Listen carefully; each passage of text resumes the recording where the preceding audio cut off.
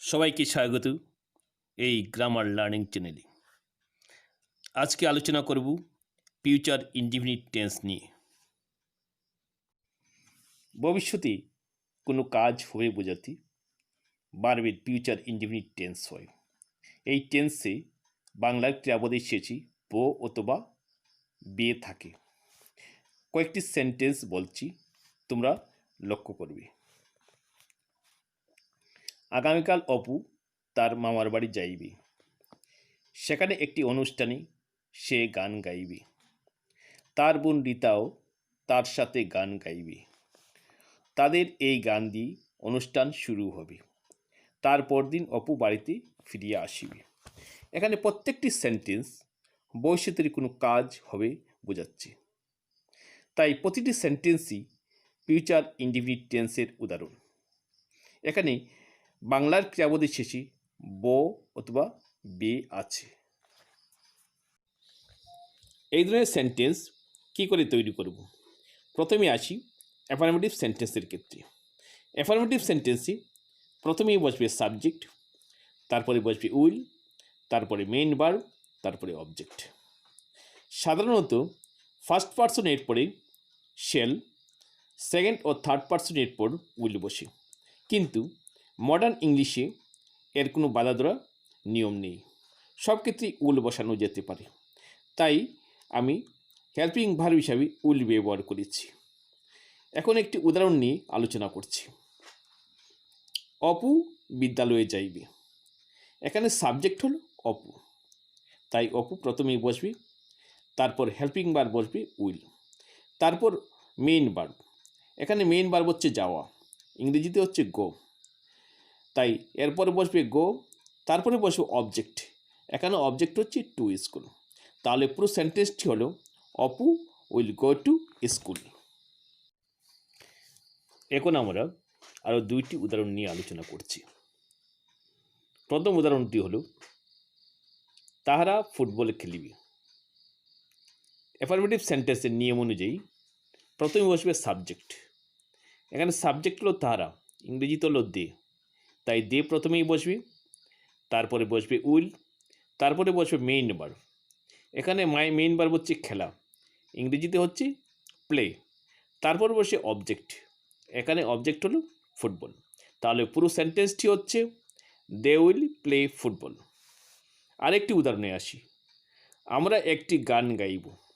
এখানে সাবজেক্ট হলো আমরা, ইংরেজিতে হলো উই, তাই উই প্রথমে বসবে, তারপরে বসবে হেল্পিং ভার্ব উইল, তারপরে বসবে মেইন ভার্ব। এখানে হচ্ছে মেইন ভার্ব গান গাওয়া, ইংরেজিতে হলো সিং, তারপরে বসবে সিং, তারপরে হবে অবজেক্ট। এখানে অবজেক্ট হলো এ সং। তাহলে পুরো সেন্টেন্সটি আমাদের কি হলো? We will sing a song. এখন আলোচনা করছি নেগেটিভ সেন্টেন্স নিয়ে। এই ধরনের সেন্টেন্স কী করে তৈরি করব? এই ধরনের সেন্টেন্সই প্রথমে বসবে সাবজেক্ট, তারপর বসবে হেল্পিং ভার্ব উইল, তারপর বসবে নট, তারপর বসবে মেইন ভার্ব, তারপর বসবে অবজেক্ট। এখন একটি উদাহরণ নিয়ে আলোচনা করছি। অপু বিদ্যালয়ে যাইবে না। এখানে সাবজেক্ট হলো অপু, তাই অপু প্রথমেই বসবে, তারপর বসবে উইল, তারপর বসবে নট, তারপর বসবে মেইন ভার্ব। এখানে মেইন ভার্ব হলো যাওয়া, ইংরেজিতে হলো গো, তারপর অবজেক্ট। এখানে অবজেক্ট হলো টু স্কুল। তাহলে সেন্টেন্সটি হলো Apu will not go to school. অন্য একটি উদাহরণ নিয়ে আলোচনা করছি। তারা ফুটবল খেলিবে না। এখানে সাবজেক্ট হলো তারা, ইংরেজিতে হলো দে, তাই দে প্রথমেই বসবে, তারপর বসবে হেল্পিং ভার্ব উইল, তারপর বসবে নট, তারপর বসে মেইন ভার্ব।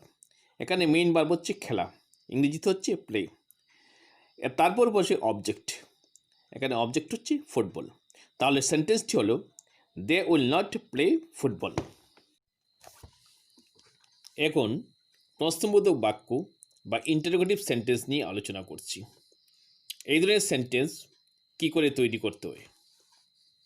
এই ধরনের সেন্টেন্সে প্রথমেই বসবি WH ফ্যামিলি ওয়ার্ড, তারপর বসবি হেল্পিং ভার্ব উইল, তারপর সাবজেক্ট, তারপর মেইন ভার্ব, তারপরে অবজেক্ট। এই ধরনের সেন্টেন্সে শেষে প্রশ্নবোধক চিহ্ন বসাতে হয়। WH ফ্যামিলি ওয়ার্ড বলতে what, when, where, why, which এক্সেট্রাকে বোঝানো হচ্ছে। এইগুলি প্রশ্নবোধক বাক্যে ব্যবহার করা হয়। এখন একটি উদাহরণ নিয়ে আলোচনা করছি। দীপু কখন বিদ্যালয়ে যাইবে। এখানে WH ফ্যামিলি ওয়ার্ড প্রথমেই বসবে। কখন ইংরেজি হলো হোয়েন, তাই হোয়েন প্রথমে বসবে, তারপর বসবে হেল্পিং ভার্ব উইল, তারপর বসবে সাবজেক্ট। এখানে সাবজেক্ট হলো দীপু, তারপর বসবে মেইন ভার্ব। এখানে মেইন ভার্ব হলো গো, তারপর অবজেক্ট, অবজেক্ট হলো টু স্কুল। তাহলে সেন্টেন্সটি হলো when will Dipu go to school. কখন WH ফ্যামিলি ওয়ার্ড বসবে আর কখন বসবে না। একটি উদাহরণ লক্ষ্য করুন। কি তুমি পড়বে। যখন কোনো প্রশ্নের উত্তর হা কি নাতে দেওয়া সম্ভব, সেখানে WH ফ্যামিলি ওয়ার্ড বসে না। কি তুমি পড়বে এই প্রশ্নের উত্তর হা কি নাতে দেওয়া সম্ভব, তাই এখানে WH ফ্যামিলি ওয়ার্ড বসবে না।